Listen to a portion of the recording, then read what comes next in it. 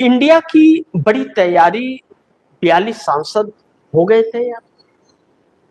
India गठबंधन के पास 234 सांसद हैं, जो उस वक्त नजर आए जब डिलिमिटेशन बिल पर पार्लियामेंट के अंदर वोटिंग हुआ।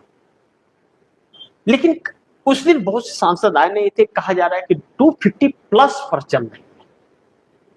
यह एक महत्वपूर्ण बिंदु है। 543 टोटल, 43 टोटल सांसद हैं, 250 के आसपास। यानी कि जो एनडीए गठबंधन का और इंडिया गठबंधन दोनों गठबंधन का हिस्सा नहीं है, ऐसे में कुछ सांसद हैं और कुछ निर्दलीय हैं, सब मिलाकर के।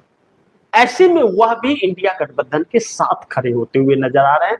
जो नरेंद्र मोदी की तरफ झुकाव जिनका था, वह भी इनकी हरकतों और चुनाव आयोग की हरकतों को देखते हुए, और जिस तरह महंगाई की मार और दिक्कतें देश में आ रही हैं, इन सभी को देखते हुए वह भी काफी परेशान है। अपने राजनीतिक भविष्य को लेकर के चिंतित है कि ऐसे में तो चुनाव लड़ ही नहीं पाएंगे और जीत ही नहीं पाएंगे। यह इतना महंगा चुनाव कर दिए हैं कि यह हजारों करोड़ रुपए खर्च कर रहे हैं। कहां से पैसा कोई लाएगा? अब आप दर्शक सोचिए, 20 करोड़ रुपया भारतीय जनता पार्टी ने सर्वे में खर्च किया है बंगाल के अंदर, और 15 करोड़ रुपया ममता बनर्जी ने खर्च किया किसमें? सर्वे करने के लिए। अब ऐसे में कांग्रेस और लेफ्ट के पास तो पैसा नहीं है, वह खर्च ही नहीं कर पाएगी। तो यह जो खर्च हो रहे हैं या प्रत्याशियों को जो देने जा रहे हैं, कहा जा रहा है कि कांग्रेस ने मात्र 2 लाख रुपया सर्वे में खर्च किया है। सोचिए, ऐसे में तो फिर चुनाव हो ही नहीं पाएगा। पहले एक निर्धारित था, 40 लाख से ज्यादा कोई भी प्रत्याशी खर्च नहीं कर सकता। अब तो 4 करोड़ में नहीं हो पा रहा है। यह सब कुछ नरेंद्र मोदी, और सरकारी पैसा ये लोग खर्च कर रहे हैं, सत्ता में बैठ के सरकारी पैसा खर्च कर रहे हैं। सबसे बड़ी चीज ये, बिहार में जो 10,000 रुपए दिए गए वह सरकारी पैसे दिए गए।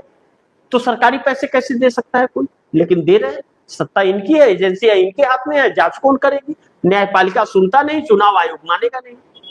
ऐसे में इंडिया गठबंधन की तैयारी जो है वह, जैसा ममता बनर्जी ने ऐलान किया कि हम 6 महीने के अंदर मोदी सरकार को गिरा देंगे। मैं तो आप दर्शकों के इन बातों का जिक्र ममता बनर्जी के बयान के आधार पर कर रहा हूं। मैं बिल्कुल आप दर्शकों को यह नहीं कह रहा हूं कि मोदी सरकार गिरने जा रही है या गिर जाएगी।